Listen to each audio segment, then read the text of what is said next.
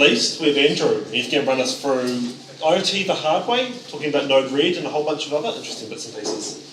Yeah. Hi, I'm Andrew. You can find me as Lockhart on Slack or lockhart@gmail.com. And I'm here to talk about home automation of sort of a different type. I don't use home assistant. I don't have any devices in my house. I have a tiny flat. There's nothing to automate. So what am I doing? I'm trying to put together an aquarium monitor for reptiles. Ironically, I don't have any reptiles either, but I used to. Yet.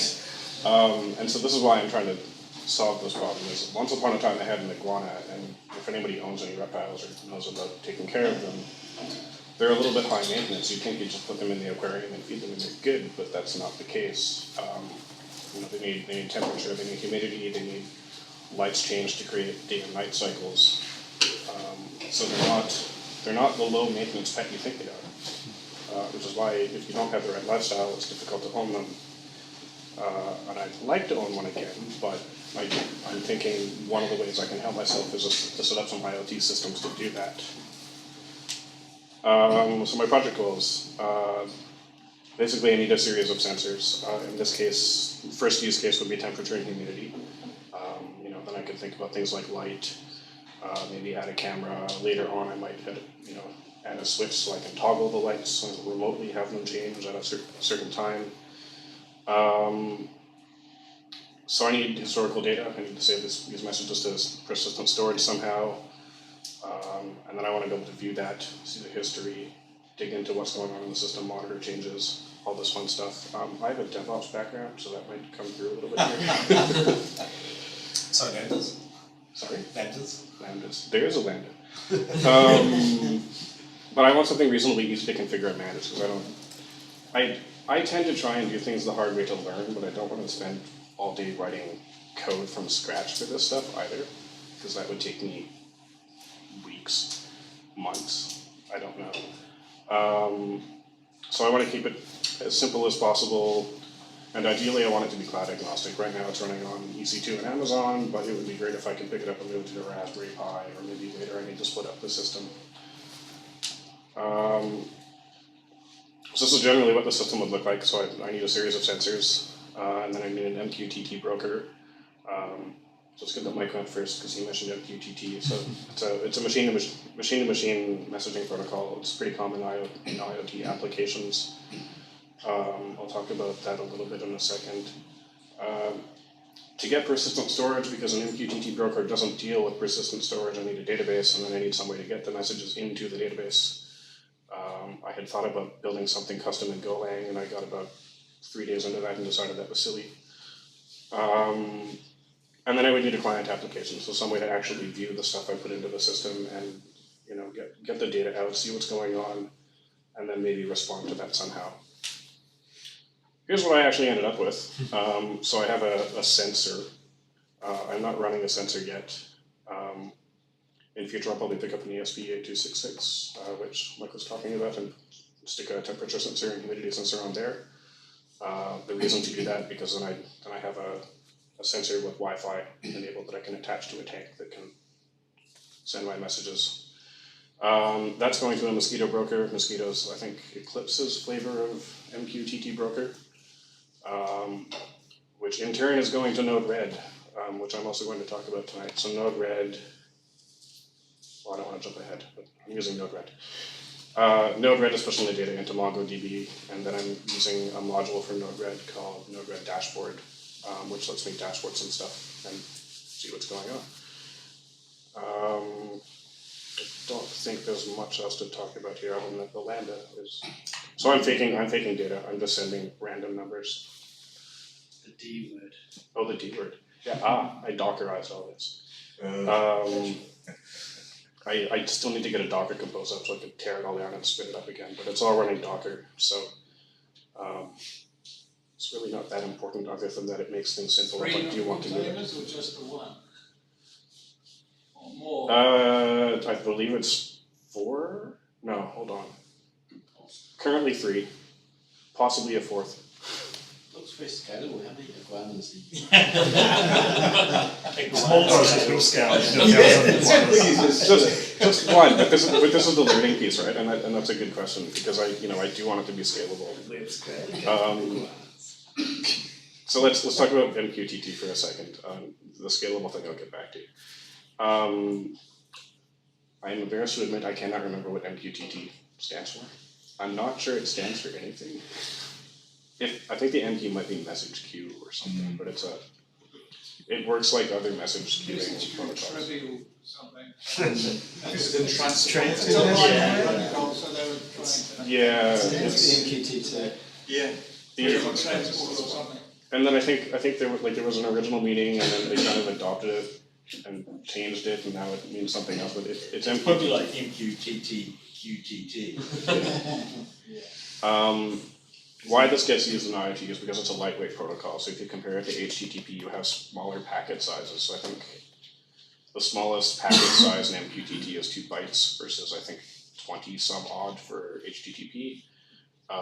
The data you're sending in HTTP, you have to use a header to define your mod type, and then you're sending string data, and who knows what's in there. MQTT is strictly byte arrays. So it's a little bit lightweight that way. Also, I think if you look at the talk back and forth, the requests and acts in the protocol, I think there's fewer of them in MQTT. So this is why it gets used a lot. Arguably, this also makes it a less robust protocol and less secure and all sorts of other things, but I won't delve into that. Telemetry. Yes. So it's a publish subscribe protocol. So you have clients that are either publishing or subscribing or both. That's about all there's to say about that. You can have 3 quality service levels. So 0, 1, or 2. 0 is no delivery is guaranteed. It will try and send a message, but there's no guarantee the clients will receive it at the other end. Quality of service 1 is the message will be delivered to all subscribers at least once. 2 is exactly once. So if you're setting up some sort of an application and you're using MQTT, you've got quality trade-offs that you can think about. Does every device need to receive the message only once? Can it tolerate receiving a message multiple times? Can you accept missing a message? So there's some design considerations here. The broker I'm using, I think I mentioned, is Mosquito. So Eclipse Mosquito, there's the link. There's also one called Mosca I came across. I haven't used it. I don't know much about it. The reason I mention it is because it plugs into Node-RED, so it's a Node-RED module. So if you wanted to go all Node-RED and not deal with Mosquito, there's a sort of a Node-RED native way to do that. There are others available. The link there, Steve's Internet Guide, actually became a very valuable resource for just Googling things on MQTT. It's not the prettiest site, but there's lots of really good info there. This is some sample code. So this is a modified version of what's in my Lambda, just to demonstrate that you can get a client running with about 15 lines of code. So we're connecting to the broker, and then we're subscribing to a topic called my topic. I'm going QoS2, so I want all the messages, and I'm going to publish hello world to the same topic, and then down below on message. So if I received a message to the topic I'm listening on, do something. That in a nutshell is how MQTT works. And if you were looking at other libraries in other languages, you would find similar code. It's easy stuff to write if you know how to program. So as I mentioned, client app considerations. Where this comes in is, the first step is I need a sensor. So I would need to send temperature and humidity, and then I have to get it to my broker. And this is why we're running a client application. So I need to think about the quality of service, as I mentioned. Client identification, if I go back, you see this? Yeah. So this client ID. When you connect, you need to give your sensor or your device or your application, when it connects with a certain menu, so a unique identifier.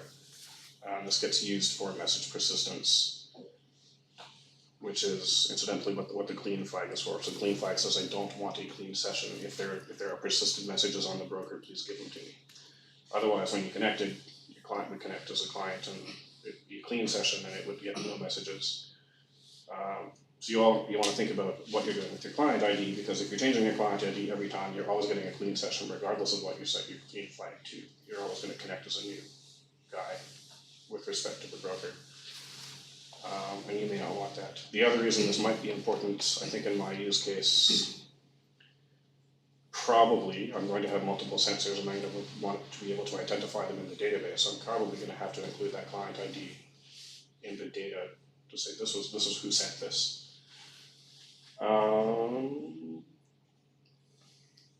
Yeah, so then the follow on to that is the database table schema stuff. There aren't a lot of hard and fast rules for how to name a topic for MQTT. The examples there with the slashes are pretty common formats for that. They also accept wildcards, so like in the second one, well, let's say in this, yeah, say at the second one, sensor type, if I had a sensor type of thermometer, and then a bunch of thermometers, I could go sensor type / if I were subscribing, and I could get all the thermometers.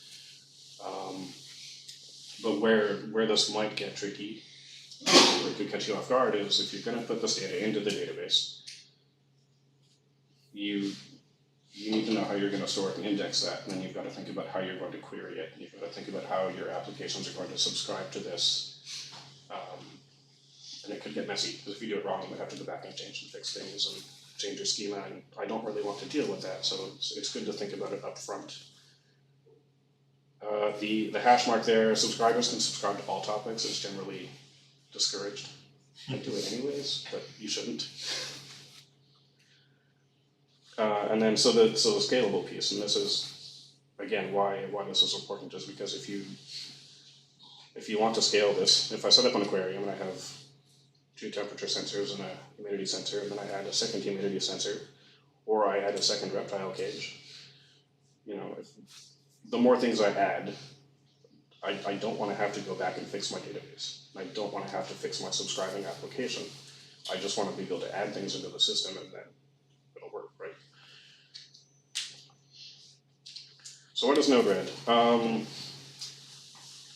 Just tell you quickly how I came across Node-RED. I sort of got interested in IoT when I was graduating school about 3 years ago, and I went and had a chat with a company in Vancouver, which is where I'm from. A company called SenseTechnic. They deal in Node-RED. They actually they have a software as a service managed Node-RED solution.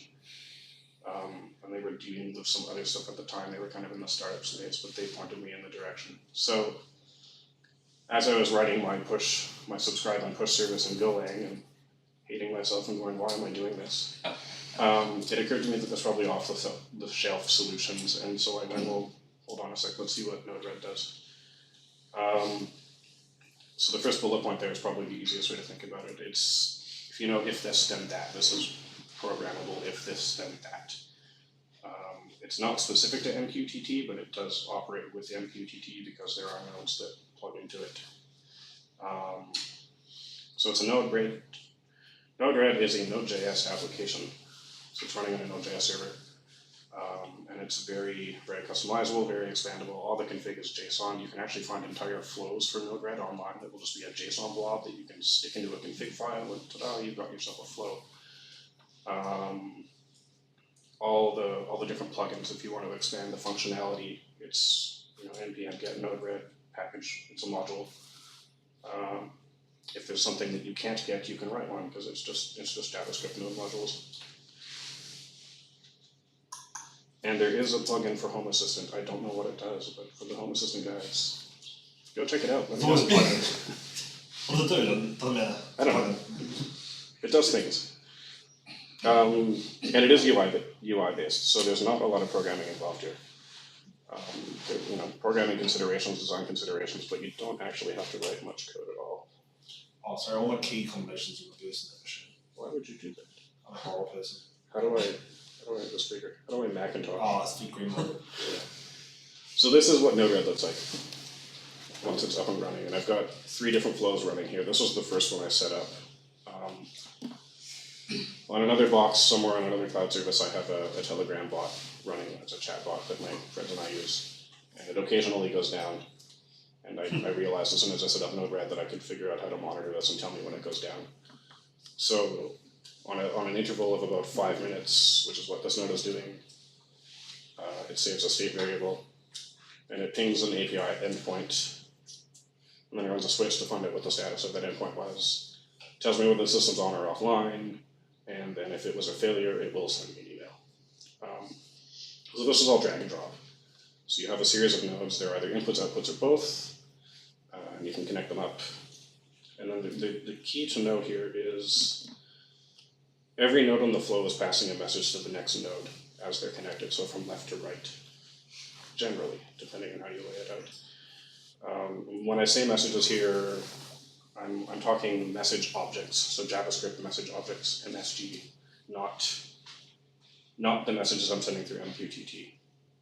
So there's a little bit of confusion here because I'm sending MQTT messages which have a payload that have some metadata in it, which in this other example, so my aquarium, theoretical aquarium, I'm talking to an MQTT broker here with this node. And it's getting a payload which contains a JSON object, which is my message. But the message being passed between the nodes is it's a JavaScript message object that has the properties that each node in the flow needs to do things. And this is where things got a little bit confusing, trying to figure it out initially, was every node operates on the message, generally speaking, but they might not always handle it the same way. So the trick is, over here, this is happy info pane that tells you what that node does. Because for every step in the chain, it might modify the message, it might need the message payload property, it might need a message timestamp property, it might not use the message at all. The payload might be the message, like every node is a little bit different. So the info box is your friend. You can also debug these things. If I turn this back on, I think. So there's a debug output. You can connect it to just about anything. You can see what's going on in your system in the debug trace. So that's really handy. Where did we go? Don't know that there was anything much else I wanted to say about that.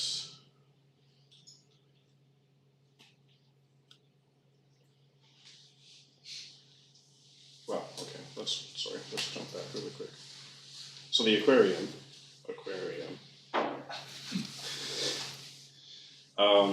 Yeah, so it's connecting to my mosquito broker, and it's listening on. Oh, I didn't show you the config. So to configure a node, you just double click it.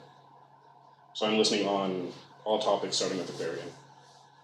So any MQTT messages going to my broker that start with aquarium in the topic will be received by this node.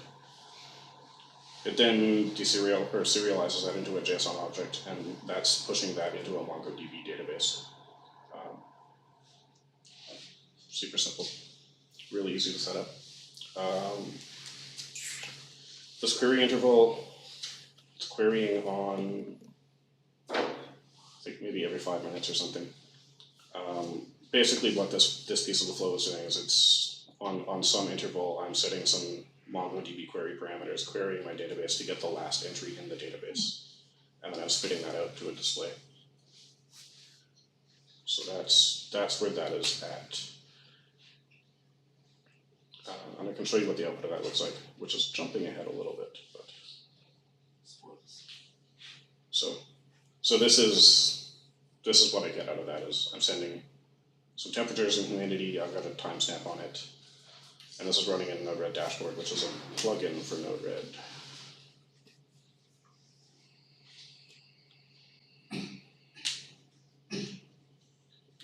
So some helpful nodes for this.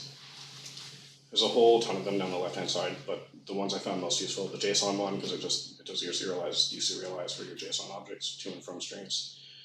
There is a switch. Switch is a switch statement. It's a little bit fancier than your typical switch statement, but that's basically what it is. The change node is how you mutate the message. So within the flow, if you receive a message, you can modify the message properties, add a property if you need to add something new. Maybe based on something on the message, you can set a state variable. So you can do a lot of processing just within that change node. there's a function node, so if you have something you can't do, or either if there isn't a node out of box there and you can't find a module to do what you need to, the function node just lets you write some arbitrary JavaScript.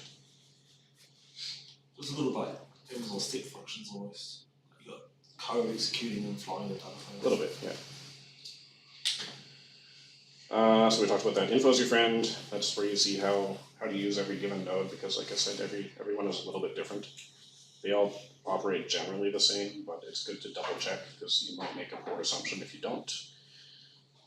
So there's two other state objects you can deal with a Node-RED. The node and the flow. So the node will deal with state of the node itself within the flow, so at that stage. That's really just if you wanted to modify the node itself. I think there are some cases where you might want to say change the color of the node in the UI or something, or set it to enabled or disabled. That would be where you would modify the node object. The flow is what I'm using to get my last message timestamp in the chatbot monitor. So that one flow is the whole flow. You can set, basically state variables in there. And then so the one thing I ran into here that didn't work for me so well is if you wanted a Boolean logic operation, and I don't mean writing a if true and true, but if you had a flow where you wanted two outputs going to a single input, and you wanted to operate on those, so if these two outputs are both true, it doesn't really deal with that very well. So there is a module that's supposed to fix that, but with it being partly sort of open source, that module didn't work very well for me.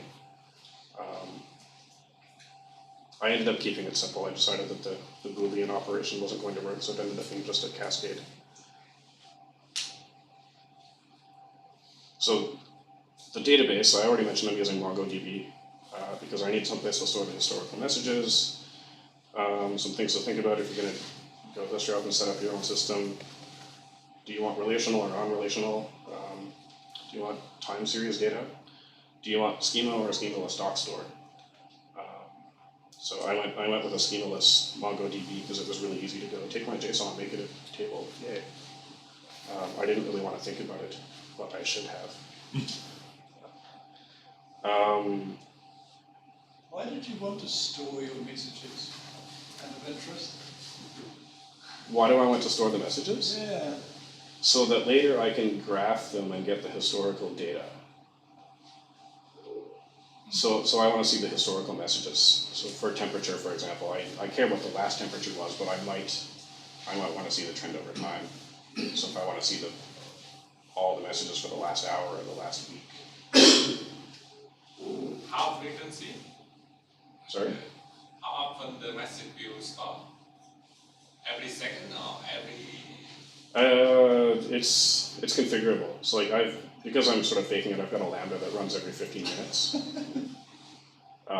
So it would be entirely up to however I configure it. It could be every second, it could be every 5 minutes, it could be faster, it could be slower. If you had thought about your message storage, would you have done it differently? Yes. I'll tell you why Mongo was the wrong solution. So Node-RED dashboard, I kind of showed you this already, but it's a module that plugs in. This little bar chart is where you configure that. This doesn't come out of the box. This gets added when you install that package.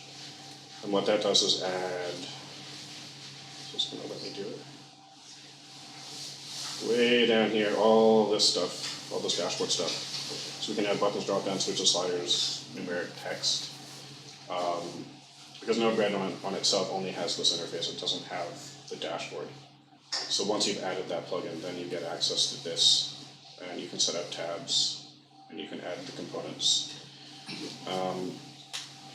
So this got me to part of my solution, but I gave up on this pretty quickly. There's a couple of reasons for that.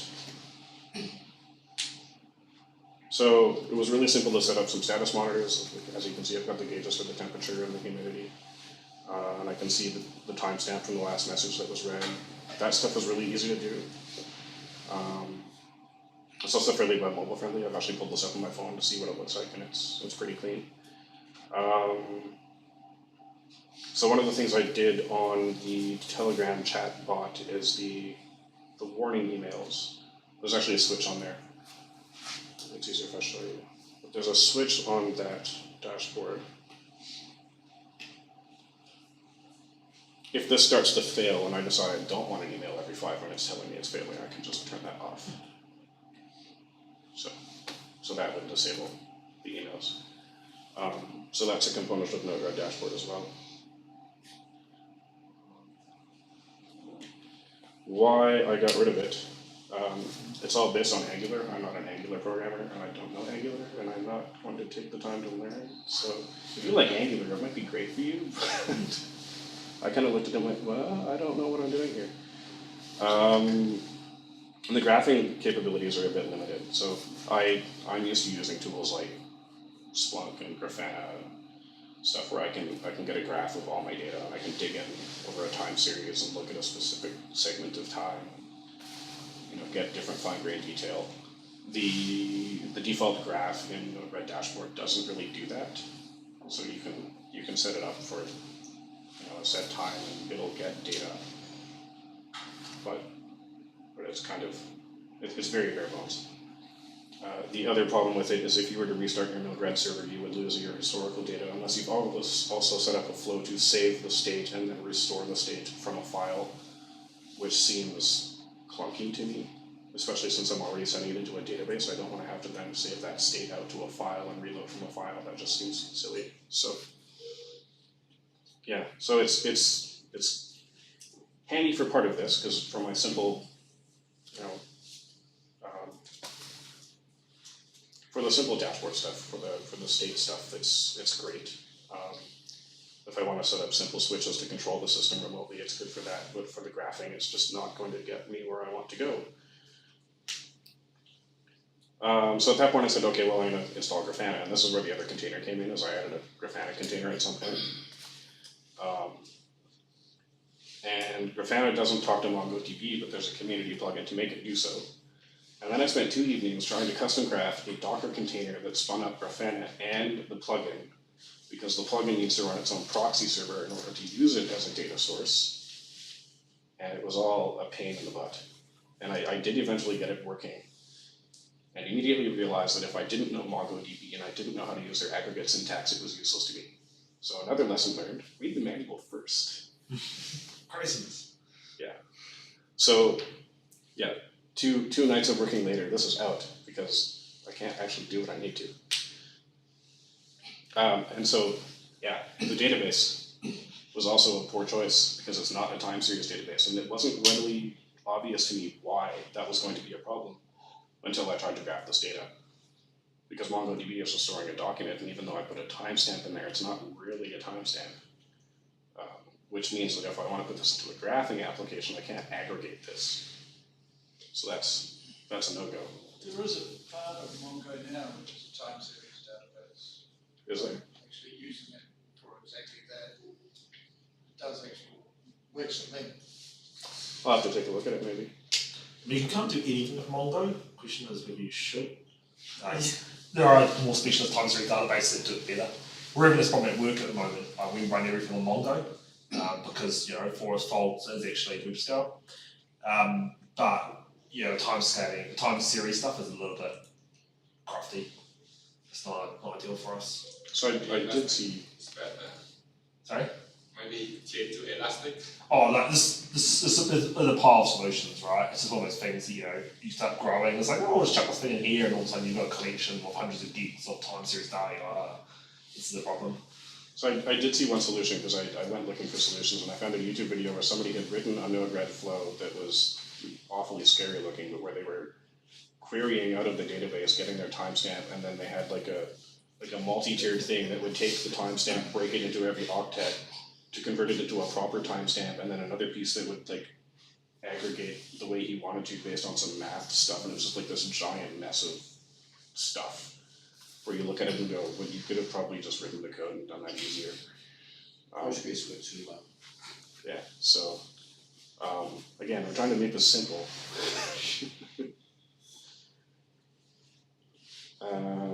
Yeah, so I mean, the learning there is basically, read the manual, don't use Mongo if you want time series, although it sounds like maybe it could be possible. But it's still good to know that, you know, if for some reason I did have a use case that required MongoDB as a data source for Grafana, that's an option. So for this project, it's not going to work, but it might be useful to know later. So my next steps, because I didn't get as far as I'd hoped to with this, I'm going to try converting my database over to InfluxDB because it is a time series database by nature, so hopefully that just solves that problem. I'm sure there will be some rejiggering with Docker again, because that always seems to be the case. And I need an actual hardware sensor, so the next thing after that is actually find a temperature and humidity shield for an Arduino or an ESP8266 or whatever I decide on, and start working with that. One of the use cases I talked about was switching your day and night lights for an aquarium. So I've got an Arduino processor at home that I'm starting to learn on, and it should be pretty simple to pick up the MQTT client libraries and write something that will take a message that says turn my light switch on or off, and prototype that pretty quickly. And then, I sort of need an aquarium and a pet, because otherwise all this is sort of mute. I looked at snakes, but I hear they're a no-go in New Zealand, so. Yeah, so in summary, Node-RED is pretty cool. Give it a try. Try the Home Assistant thing, because I'm curious to know how it plugs in. MQTT, just, I guess I've given you some insight into how that protocol works. So if you're playing with devices that are using MQTT, that's it. And don't use Mongo for time series. Although now we're saying we can strike that. So maybe don't use Mongo for time series. I assume Jethro will say the. What I'll do is I'll process a video and I'll put all the links on the bottom of the video. So bunch of links. I've just been saving all the links that I come across as I go, so I just pasted them all in. There's probably stuff in here that I didn't actually use or talk about, but that's my presentation. Awesome, thanks so much, Andrew.